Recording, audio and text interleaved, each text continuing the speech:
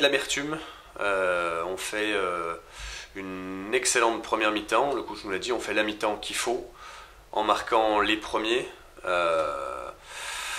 On était présent, que ce soit dans l'intensité, dans les duels, même sur le plan technique. On a fait des très belles séquences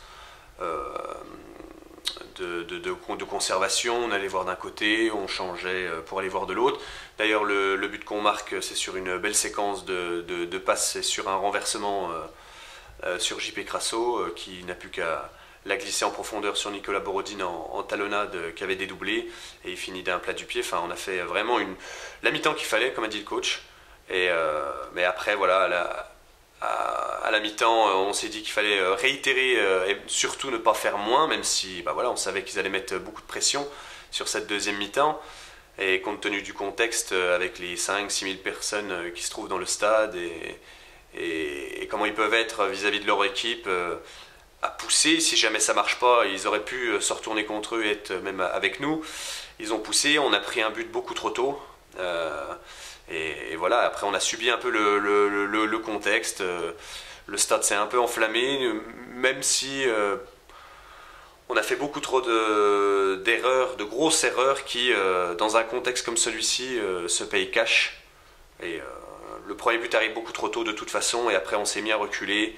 On n'était plus serein et compact comme la première mi-temps, et voilà. Mais on a vraiment subi des conséquences d'erreurs qu'on ne peut pas faire et qui se payent cash dans un match comme celui-ci. Ouais, l'ambiance à Furiani toujours particulière. Hein. Oui, c'est une belle ambiance. Après, ça dépend de certains joueurs, mais je sais que nous, je pense que ça peut et nous a transcendé. Ce qui fait qu'on a fait vraiment une bonne grosse première mi-temps. Après, c'est sûr que ça donne des ailes aussi à l'équipe de Bastia, évidemment. Donc même si nous, ça nous entrande, eux, ça nous transcende, eux, ça leur donne des ailes et ça les pousse derrière. Et voilà, après, ils ont beaucoup de réussite quand on voit, même si il y a une erreur sur le deuxième but, ils ont une pleine réussite avec cette lucarne rentrante. Mais bon, voilà, c'est comme ça. De toute façon, ce match va beaucoup nous apprendre. Encore une fois, on a fait une grosse partie de match, une grosse partie de match très correcte, et vraiment c'est celle qu'il fallait faire. Après, ces erreurs contre cette équipe-là vont nous apprendre, c'est certain, et on saura quoi faire chez nous sur le match retour.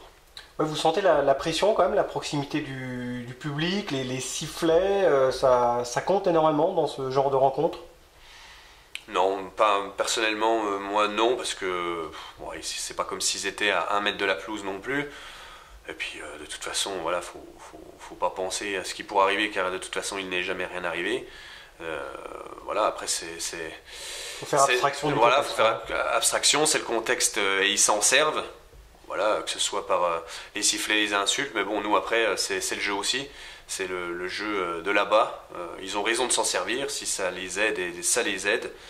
Que ce soit sur les joueurs adverses, sur leurs propres joueurs qui sont poussés, voire même sur l'arbitrage, qui peut être fortement influencé par tout ça. Mais ils ont raison de s'en servir.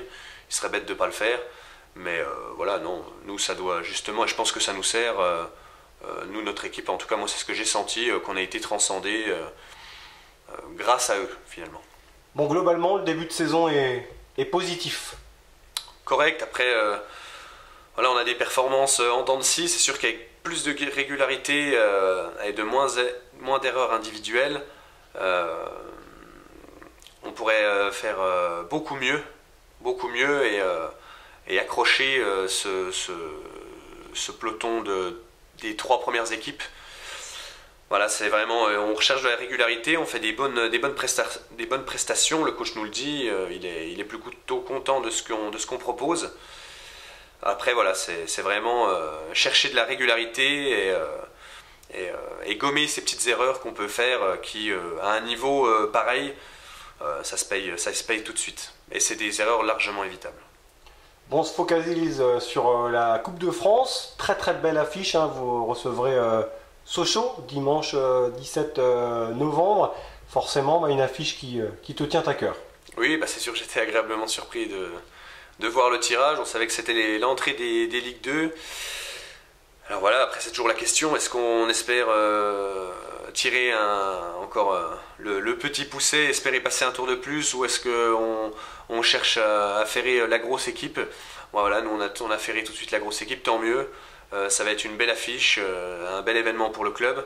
Et puis moi évidemment, c'est sûr que ça me fait plaisir, je suis passé par là, j'ai effectué ma dernière année de formation là-bas. Je sais que je vais revoir des visages connus au niveau des joueurs, et même au niveau du staff d'ailleurs. Donc voilà, c'est sûr que c'est un peu particulier pour moi, et je suis bien content que ce soit Sochaux pour ce tour-là, et on va faire de cet événement une belle journée. Ton aventure à Sochaux te laisse un souvenir mitigé? Oui, c'est sûr. Après, voilà, même malgré 2 mois de blessure là-bas, j'avais effectué une très grosse saison. Mais après, voilà, c'est le monde du foot qui est un peu cruel. Il suffit c'est pas le tout de faire une bonne saison. Faut avoir ce petit soupçon de chance, du bon endroit au bon moment. Et puis voilà, du fait que les portes du professionnalisme se sont fermées. Voilà, il y a des personnes qui font des choses pas forcément correctes. C'est le foot qui est comme ça, c'est pas grave, il faut s'en servir. Et ça m'a servi, c'est une expérience qui m'a servi et qui m'a permis de m'endurcir. Bon, pour conclure, c'est plus le FC Sochaux de la saison passée.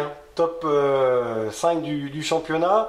Cette saison, la mayonnaise prend avec des jeunes joueurs et quelques joueurs d'expérience. Oui, c'est ça. Voilà, moi, je retrouve des visages que j'ai connus quand j'y étais. Ils sont là, ils sont sur une bonne dynamique.